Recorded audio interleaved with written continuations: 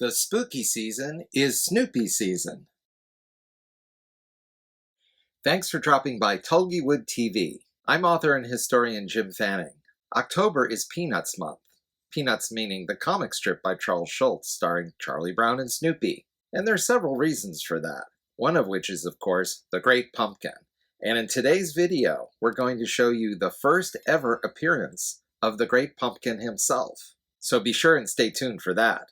Why is October Peanuts month? Well, first of all, the Peanuts comic strip debuted on October 2nd, 1950. And apparently, Charlie Brown's birthday is October 30th, according to this comic strip from 1950. But most important from a Halloween point of view, it's The Great Pumpkin Charlie Brown, the classic TV special, debuted on October 27th, 1966. Halloween is a great theme for a strip about little kids, and Charles Schulz made it his own with the introduction of The Great Pumpkin.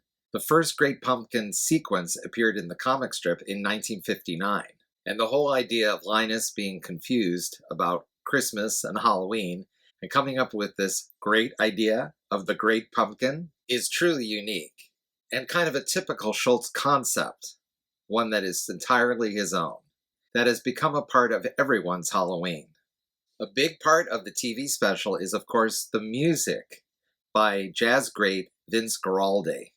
It is perhaps difficult to grasp how novel the soundtrack was. Jazz just wasn't used all that often in animation scores at the time, and so it made a very fresh, distinctive, and appropriate music soundtrack to match the uniqueness of the Peanuts world.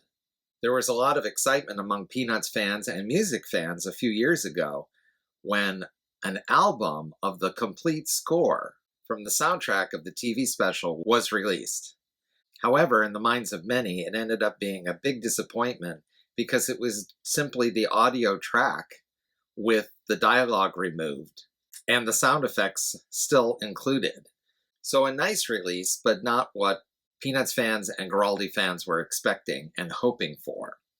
That hope was fulfilled finally this year, 2022, with the release of the original soundtrack recording of It's a Great Pumpkin Charlie Brown. And this time it's a true soundtrack recording album, meaning it's just the music, with none of the intrusions of the sound effects. How was this made possible? Lee Mendelsohn was the producer of the Peanuts TV specials, and his adult children made it their mission during the pandemic to search the archives and find the original recordings of the music. In other words, the music that was taken and edited and then put into the TV special.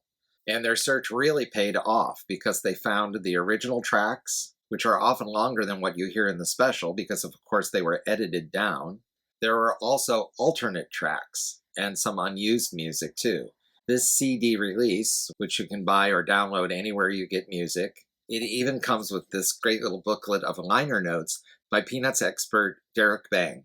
To make it more fun, there's more than one version of this release. Here's the CD, I said, but we also have an LP that just happens to be a pumpkin-shaped LP.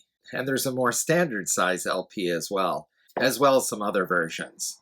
This release is from Craft Recordings, so I'll include a link to their website in the description below, because you will not want to miss this music. It's like hearing those beloved music cues anew.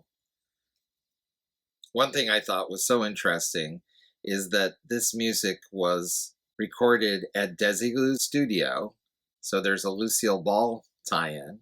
Desiglu still a going concern at that time before it was sold to Paramount, but it was recorded on October 4th, 1966. And that's so fascinating to me because that's not very long before the special itself premiered on CBS on October 27th.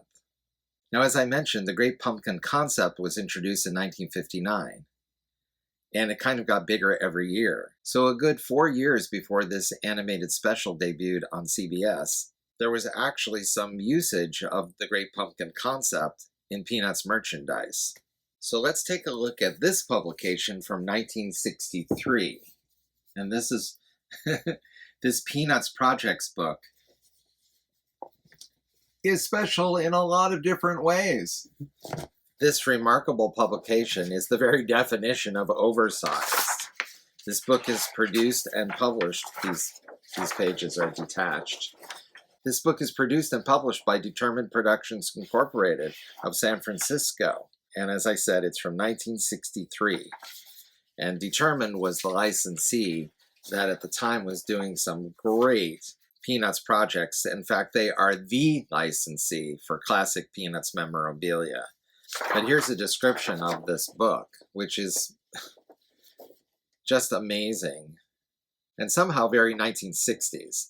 Peanuts Projects is an activity book, activity in quotes, featuring all the characters from the Peanuts comic strip by Charles M. Schulz. There are songs, charades, stamps, Lucy's Secret Code, a Peanuts play, masks, Charlie Brown's baseball cap, postcards, pen pal writing paper, a crossword puzzle, connect the dots, flip book, see Snoopy dance, a jigsaw puzzle, cutouts for Christmas tree ornaments or mobile, a portrait of the Peanuts family that you just saw, a paper doll, which, speaking of Halloween, has a witch costume for Lucy, much like the witch costume she wears in the animated TV special, and a recipe for Snoopy cookies. You will need a pencil or pen, crayons, paints, scissors, push pins, paste, brads, and whatever is required in the recipe. Have fun. So as mentioned, here's a song, sing along with Schroeder, connect the dots, and all the other things that were listed at the beginning of the project book, all of it using Charles Schulz art and Peanuts themes. Really fun and a real great collectible. Like all Determined products, it seems, unique. But one of the greatest things is this play. It's called The Peanuts Players Present The Great Pumpkin Mystery. So in 1963, The Great Pumpkin was already being played up and celebrated. The book also includes, as they are described, Halloween masks for all these characters. Charlie Brown, Linus, of course, Lucy, Pigpen even, Violet, and Frida, and so forth. So it says, cut out the Halloween masks, string them, then pass them out to the people who will play the parts. After the play, keep the masks for Halloween trick-or-treat or other dress-up times at home and school. And it also includes the script of this little story. So I'd like to show you some of these masks, which of course were drawn by Charles Schulz himself in this era. That was Linus, of course. Here's Schroeder, Frida with the naturally curly hair, Pigpen, Violet, who along with Frida sort of faded from the strip as it went on into the 1970s and the 80s and so forth, Sally, Lucy, and good old Charlie Brown himself. But as I promised you at the beginning of this video, we also get to see the first appearance of the Great Pumpkin. And here he is, never before revealed until 1963, the Great Pumpkin himself. Yes, it's true, in the little play, the Great Pumpkin shows up to the amazement of all. But wait a minute, it turns out to be just good old Snoopy, just like in the animated TV special itself. So unfortunately, the appearance of the Great Pumpkin is kind of a trick, but I also hope you found it a treat in the Peanuts tradition. Be sure and join me next time when we'll host a meeting of the Joe Schlabotnick fan club. See you then.